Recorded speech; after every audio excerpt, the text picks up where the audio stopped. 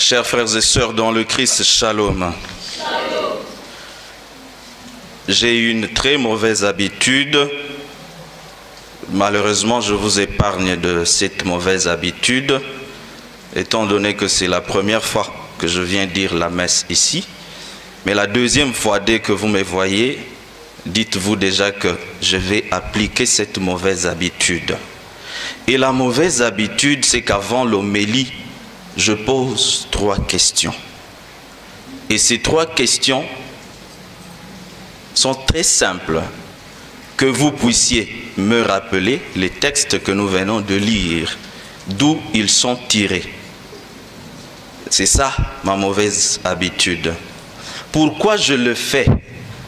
Parce que je me suis rendu compte que lorsque nous finissons la messe à la sortie, nous apprécions tout ce qui s'est passé pendant la messe, mais c'est difficile que l'on retienne les textes qui ont été lus. Et parfois, c'est difficile aussi de retenir les thèmes de la prédication. Voici pourquoi je donne souvent ce devoir. Et je commence souvent par les acolytes, ensuite la chorale, enfin tout le monde. Mais je vous épargne de ça. Sauf si quelqu'un veut répondre en me disant d'où sont tirés les textes d'aujourd'hui, je crois que ça sera une bonne chose. Le premier texte, la première lecture est tirée du livre de la Genèse. Le chapitre 2e, du 7e au 9e verset, puis le chapitre 3e, du 1er au 7e verset.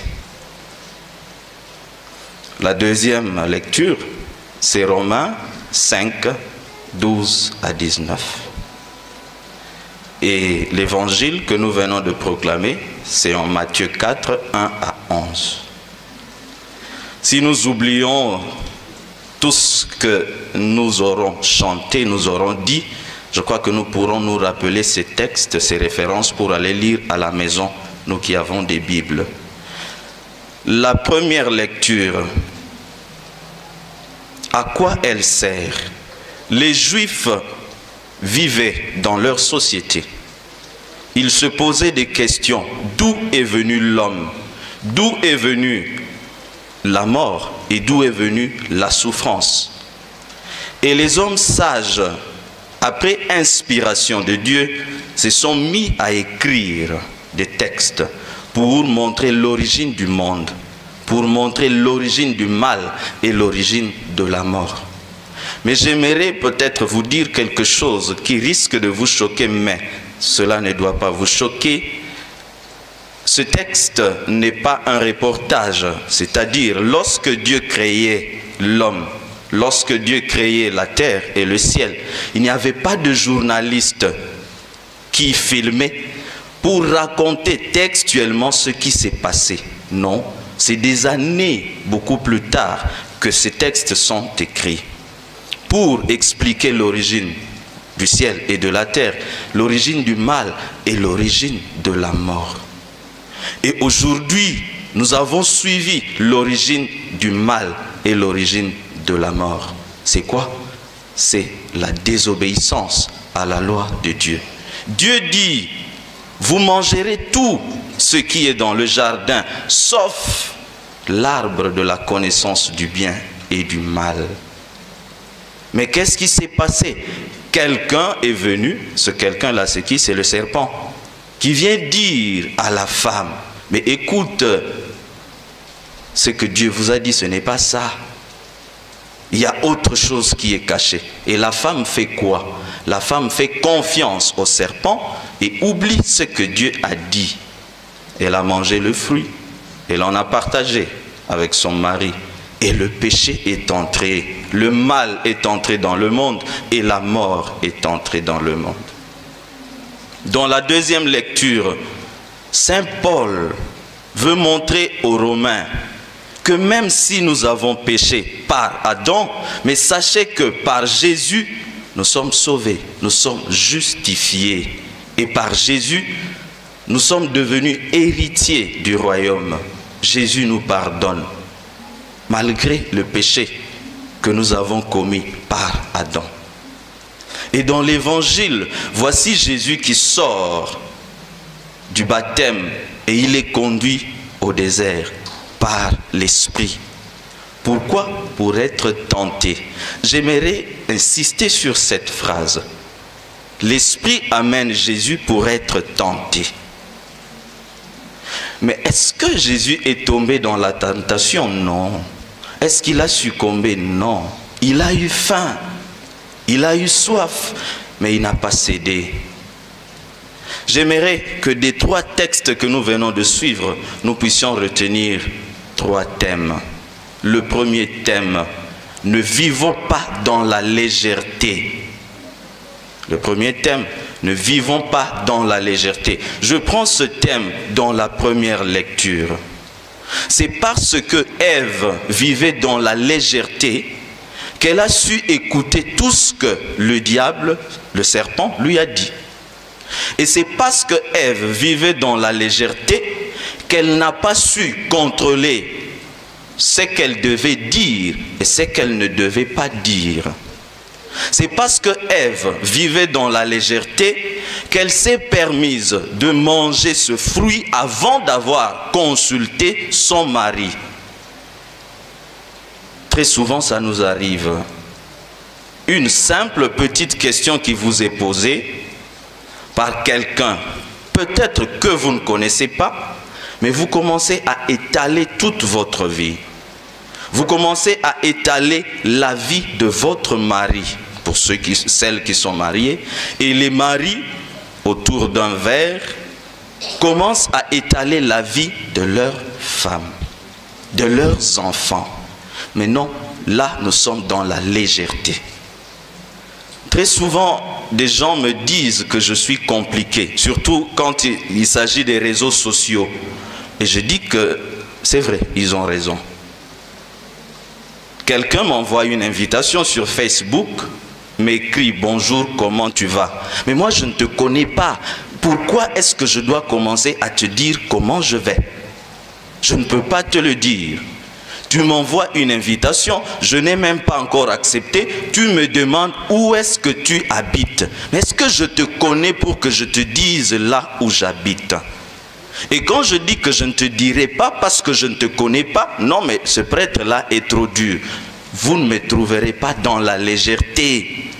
C'est parce qu'on se donne dans cette légèreté que tout le monde maintenant peut nous arnaquer, tout le monde peut nous escroquer. Vous donnez des informations qui sont privées à n'importe qui, parce qu'on est dans la légèreté. Et voici la conséquence avec Ève. Elle ne sait pas que Dieu a dit, vous ne mangerez pas de ce fruit. Bon, elle le savait. Mais c'est la légèreté qui l'amène à négliger la loi, la désobéissance à la loi. Le pape a parlé aux jeunes.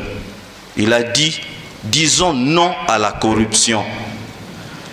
Mais je peux mettre ma main à couper pour dire que depuis que le pape est rentré, il y a des jeunes qui étaient au stade, qui ont entendu ce message du pape, mais qui sont encore dans la corruption. Parce que nous vivons dans la légèreté. Le deuxième thème de notre méditation, Dieu est plus fort que notre péché. Dieu est plus fort que notre péché.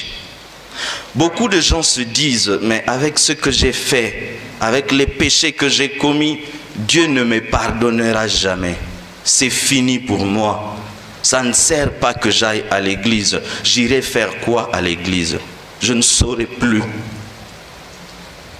Eh bien, avec le corps humain qui a une pesanteur, on peut accepter que l'on dise ça. Mais sachant que Dieu a mis en nous une partie de lui, quand il dit « Créons l'homme à notre image », et en hébreu, ça se dit « Na'asher Adam ». Créons l'homme à notre image et à notre ressemblance. Ça veut dire qu'en moi, il y a quelque chose qui doit m'alimenter pour que je ne reste pas dans le péché, quand bien même ce péché que j'ai commis m'éloigne de mes amis, m'éloigne de la communauté dans laquelle je vis. Mais je dois savoir que Dieu est plus fort que ce péché-là que j'ai commis. À tout instant, lorsque je rentre vers lui, il va me pardonner. Il va m'offrir sa bonté et sa miséricorde. Pour ceux qui restent dans le découragement, ne restons pas là, parce que Dieu est au-delà de notre faute. Dieu est plus fort que notre faute. Rentrons de temps en temps vers lui. Ce n'est pas pour rien que l'Église nous donne ce temps de carême. C'est justement pour que chacun de nous entre en lui-même, découvre ce qu'il a fait de mal et ce qu'il continue de faire de mal, et qu'il revienne vers Dieu, qui nous accordera sa miséricorde. Ne restons pas dans le péché. Les saints ne sont pas des hommes qui n'ont pas commis de péché. Non, ils en ont commis. Mais à chaque fois qu'ils commettaient des péchés, ils se rendaient compte qu'ils avaient mal agi et qu'ils devaient se relever pour avancer. C'est pour ça que nous chantons « Oui, je me lèverai et j'irai vers le Seigneur ». Le troisième thème de notre méditation, résistons à la tentation. Frères et sœurs, shalom. Ne dormez pas. Résistons à la tentation. Le texte de Matthieu nous donne les 3 grandes tentations que nous avons dans notre monde. L'avoir, le pouvoir, l'honneur. Ce sont les grandes tentations que nous trouvons dans le monde, dans nos sociétés. L'avoir, c'est tout le monde qui veut avoir un smartphone. C'est tout le monde qui veut avoir un iPhone de $500, de 700 000, 503 000 $. Même quand on a un salaire de 100 000 francs congolais, mais on veut avoir un gros téléphone. C'est tout le monde qui veut avoir une moto, une voiture. Ce n'est pas mauvais. Mais de quelle manière vous allez obtenir cela? C'est la grande question. Le pouvoir. On regarde la télévision, on voit des hommes en veste et tout le monde veut devenir député national, ministre, sénateur et j'en passe. Les honneurs, c'est tout le monde qui veut avoir des honneurs. Et on aimerait que les gens disent « Yé motoazo sala kebiso tozala ». Frères et sœurs, shalom. Ce n'est pas mauvais d'avoir. Ce n'est pas mauvais de chercher le pouvoir. Ce n'est pas mauvais de chercher les honneurs. Mais pourquoi? Pour quel but? Pour quelle finalité? Et comment on veut les obtenir? Voici Jésus qui est tenté pour l'avoir. On lui dit, le diable lui dit, je te donnerai ceci, je te donnerai cela. Le diable lui dit, prends ces pierres, tu transformes, que ça devienne des pains, tu vas manger. Est-ce que Jésus n'avait pas le pouvoir de transformer les pierres en pain? Il avait ce pouvoir, mais il n'a pas cédé parce qu'il savait que c'était une tentation. Là où nous sommes, sachant que nos amis, nos proches viendront nous poser des questions. Mais il y a des questions qui sont des pièges. Je ne suis pas obligé de répondre positivement à ces questions-là. Je ne suis pas contraint. Je dois avoir l'esprit de discernement pour comprendre le pourquoi de cette question. Pourquoi mon ami me pose cette question? Pourquoi me propose-t-il de faire ceci et cela?